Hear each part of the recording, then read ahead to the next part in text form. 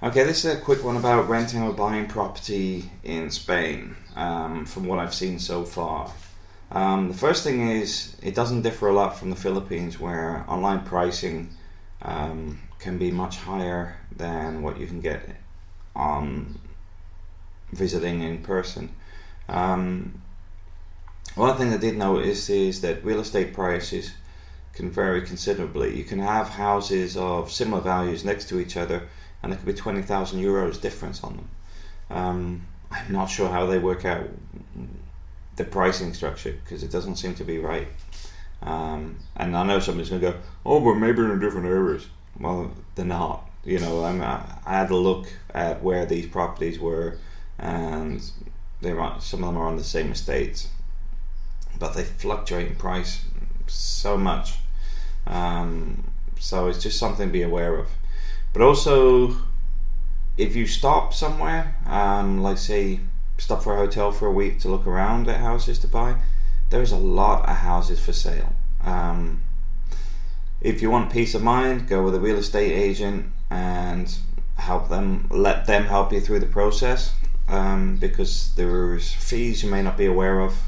I believe you pay 10% when you buy a house and pay 10% when you sell it. So there's extra fees there that you may not be aware of if you don't know the system. Real estate agent know it, but you may find it better to actually find a lawyer first, and use a lawyer. The other thing I noticed is the best prices for property I've seen advertised were actually on a lawyer's notice board outside his office. I had a look at a couple of real estate agents, and their prices were significantly higher than his. Now I assume he's making enough money on the transfers of houses and stuff like that he hasn't whacked on a commission. But I also found, speaking to some of the guys already in Spain, they were saying that some of these real estate agents are sticking up to 15,000 euros on top of properties that they shouldn't be doing. Now, I'm not sure about the commission system in Spain, but I know in the Philippines it was supposed to be 5%, but you would find some people were adding like a third of the value of the property plus the 5%, because they'd skim it off the top before the seller would ever even know what their house sold for. Maybe Spain's doing exactly the same. When I say Spain is real estate agents, it's a bit unfair to say Spain. And I know now that the energy surveys have to be done in Spain on properties. They started fining them recently for not having the energy surveys. It's a bit comical because most of them have energy efficiencies right near the bottom of the scale because nobody really bothers. This structure isn't built for it. You're not going to find many with insulation, if any. I haven't seen one. So the structures aren't built for insulation yet. But then again, if you get solar panels and a good setup, it's probably cheaper to actually run air conditioning than with solar panels than it is to invest in all the energy saving stuff. I know it sounds a bit bizarre, but it's probably true. I haven't really looked into it, so don't quote me on that. But if you're serious about looking for a property and have limited budget, I advise walking around because everyone has these little signs. I think it says Verde, VRDE, which I assume means sale. I haven't looked it up yet. But if somebody's got property for sale, the real estate agents stick these little signs on all the properties. And I know where I was in Torrevieja, walking around the estate there, which is quite a large estate. It's got some water park and stuff in there. There must be at least 20 houses and at least 10 townhouses. Townhouses are the equivalent of a terraced house in the UK, but it's not always 2 stories up, 3 stories up. They can be single story, but you can go up. That's why I was looking at those, because I've seen some for about £30,000, and I'm thinking, okay, it's only a 1 bedroom now, but I come from the construction industry. I could put another floor on that. I could soon have a 2-3 bedroom, and I'd rather pay for something in cash and have no mortgage. So, but the point is, when you go meet people in person, you can find out how much the property is face to face with the owners. Obviously, real estate agents are going to advise you to do that. And if you're unfamiliar with the law and stuff, then maybe it's better to stick with a real estate agent if you're worried about those problems. But I'm sure if you get a good lawyer, you can do most of the transfer stuff yourself without the agents being involved. But like I said, all depends on the buyer. Because if it's a real estate agent and you need a mortgage, maybe they can help with that. Maybe they can help with moving and everything else. For me and my wife and the kids, we're going to be moving there from scratch. So any furniture and that is going to be stuff that we get there, or I'll be hauling over from the UK. Anything we do is going to be involved more with a lawyer for anything to do with construction permits and stuff. It's not going to be a real estate agent thing.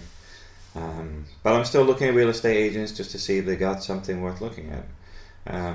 The same as I'll tell them, I'm quite direct in saying that's too much, because you can push the prices down.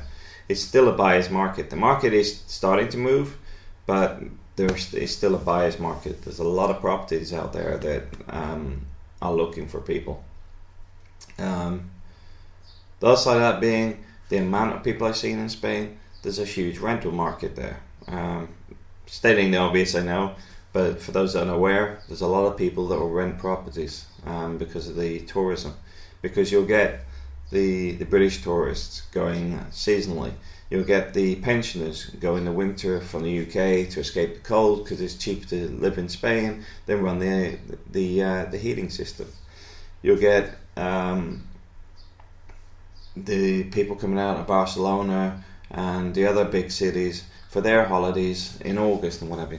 So it's getting to the point where it's all year round people wanting to move to the coast for rentals. So there's potentially the ability to rent a property out all the time. On top of that, if you're looking to rent, I would say go and knock some doors. Okay, you can set it. I know like a lot of people don't want the aggravation of sorting this stuff out when you're trying to find who owns what, where they own it. But if you're serious about moving there long term, I would go and knock some doors, because you'll find you'll save some money. Now, €100 doesn't sound a lot, but if it's €100 off your rent per month and you're there for 2 years, that's nearly €2,500. It's better in your pocket than someone else's. But with real estate agents, there'll be fees and stuff. They'll set the value. There's always going to be people making money off it. But if you're direct, you can negotiate. And also you might find they'll throw in satellite TV. They might do other stuff. Because they've met you face to face, they know who they're renting to. It's like anything. If you're dealing with a person directly, you're more likely to be more, what would you call it? It's not polite. I can't remember the word off the top of my head. But basically, you're more accommodating. So it's not just a case of there's an empty shell, but hey, we've got some beds in the spare room you can have. We've got a TV if you need a TV because it's a pain in the backside. We don't really watch it. Blah blah blah. It's in the way, and you can get a better deal because you get your rent down, get all these extra bits in your house. So things to look for. I always say don't rush into things, and it's the same with renting or buying. Take your time. Everybody wants you to buy quickly. Everyone wants you to sign and agree to rent quickly. But the fact is, there's a reason they're doing it, because you could probably get a better deal elsewhere if you look around. You could get one with a pool instead of having a share pool, or one without a pool. You've got to look around and see what's available. Okay, thanks for watching.